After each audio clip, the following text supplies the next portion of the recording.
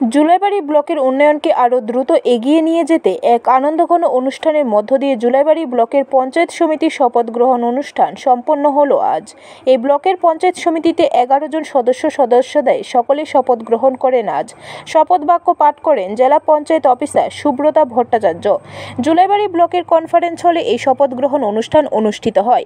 আজকের এই শপথ গ্রহণ অনুষ্ঠানে উপস্থিত ছিলেন জুলাইবাড়ি বিধানসভা কেন্দ্রের তরুণ বিধায়ক তথা ত্রিপুরা সরকারের মাননীয় মন্ত্রী শুক্লাচরণ নোয়াতিয়া, দক্ষিণ জেলা পরিষদের নবনির্বাচিত সদস্য নীতিশ দেবনাথ, বিএসসি চেয়ারম্যান অশোক মগ, জুলাইবাড়ি মণ্ডল সভাপতি অজয় রিয়াং, বিজেপি জেলা সাধারণ সম্পাদক Dipayan Chowdhury, Julaibari block development officer Manas Bhattacharya সহ স্থানীয় নেতৃত্ব এবং অন্যান্য উপস্থিত ছিলেন। শপথ গ্রহণ শেষে প্রত্যেক সদস্যদের সর্বসম্মতিক্রমে চেয়ারম্যান নির্বাচিত হন তাপস দত্ত এবং ভাইস চেয়ারম্যান নির্বাচিত হন কেশব দেবনাথ।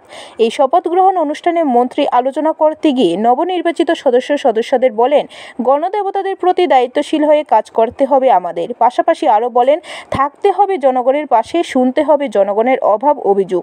আজকের এই শপথ গ্রহণ অনুষ্ঠানকে সকলের মধ্যে স্মরণীয় করে রাখতে সকলকে এই মিষ্টি বিতরণ করেন মন্ত্রী। জুলাইবাড়ি ব্লকের নবনির্বাচিত সদস্যদের আজকের এই শপথ গ্রহণ অনুষ্ঠানকে কেন্দ্র করে ব্যাপক উৎসাহ উদ্দীপনা লক্ষ্য করেন।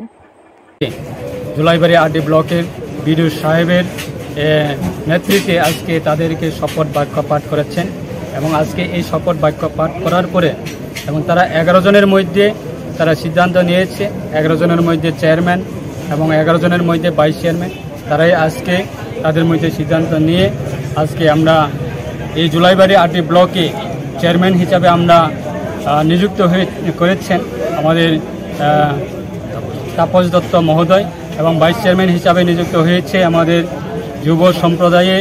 আগামী দিনে আরও কীভাবে যুবককে কীভাবে বিভিন্ন সরকারের বিভিন্ন কাজের ক্ষেত্রে কীভাবে উৎসাহিত করা যায় সেই ক্ষেত্রে আজকে যুব সম্প্রদায়কে আমরা এনে আজকে কেশব চৌধুরী আমাদের মণ্ডলে।